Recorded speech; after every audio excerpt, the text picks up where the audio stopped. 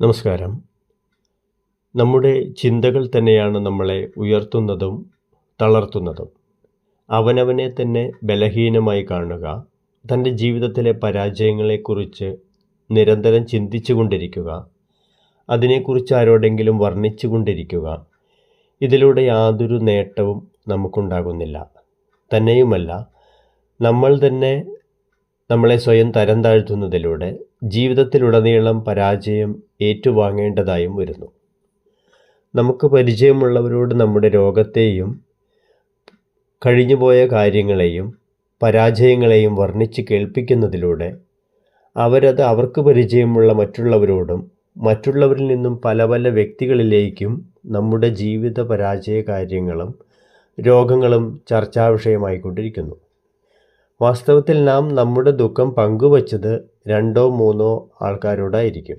പക്ഷേ ഇത് ഓരോരുത്തരും ചർച്ച ചെയ്ത് പല പല മനസ്സുകളിലൂടെ കടന്ന് അവരിൽ നിന്നെല്ലാമുള്ള നെഗറ്റീവായ ഊർജം പറഞ്ഞവരിലേക്ക് തന്നെ എത്തിച്ചേരുന്നു. ഇതിലൂടെ അവർ വീണ്ടും അശാന്തമാകുവാൻ ആരംഭിക്കുന്നു. പിന്നീട് ഈ വ്യക്തിയെ കാണുമ്പോൾ ആ ഭാവനയോടുകൂടി അവരെ മറ്റുള്ളവർ കാണുവാനും തുടങ്ങുന്നു.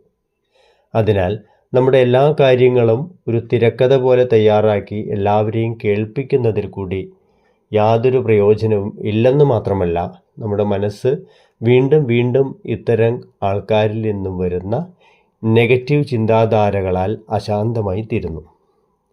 നാം ഒരു കാര്യം ഒരാളോട് പറയുന്നുണ്ടെങ്കിൽ അതുകൊണ്ട് ഒന്നുകിൽ നമുക്കോ അല്ലെങ്കിൽ കേൾവിക്കാരനോ പ്രയോജനമുള്ള കാര്യമായിരിക്കണം, അല്ലെങ്കിൽ അത് പറയരുത്. അതുപോലെ തന്നെ ഒരാൾ എന്തെങ്കിലും നമ്മളോടൊരു കാര്യം പറയുന്നുണ്ടെങ്കിൽ അതിലൂടെ അത് കേൾപ്പിക്കുന്നവർക്കോ കേൾക്കുന്ന നമുക്കോ ആവശ്യമുള്ള കാര്യമായിരിക്കണം. നമുക്കോ അവർക്കോ സത്യാവസ്ഥ അറിയാത്തൊരു കാര്യത്തെക്കുറിച്ച് സംസാരിക്കുകയോ ചിന്തിക്കുകയോ പറയുകയോ ചെയ്യരുത്. കാരണം ഇതിലൂടെയെല്ലാം നമ്മുടെ മനസ്സിൻ്റെ ശക്തികൾ നഷ്ടമാകുന്നുണ്ട്. ഇന്നത്തെ കാലത്ത് എത്രത്തോളം ആശുപത്രികളുണ്ടെങ്കിലും മെഡിക്കൽ ഷോപ്പുകളുണ്ടെങ്കിലും എല്ലായിടത്തും നല്ല തിരക്ക് തന്നെയാണ്.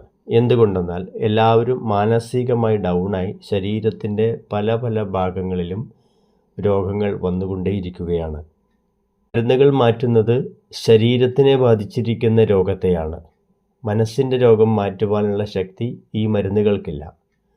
രോഗങ്ങൾ ആദ്യമുണ്ടാകുന്നത് നമ്മുടെ മനസ്സിൽ തന്നെയാണ്, പിന്നീടാണ് അത് ശരീരത്തിലേക്ക് പ്രവേശിക്കുന്നത്.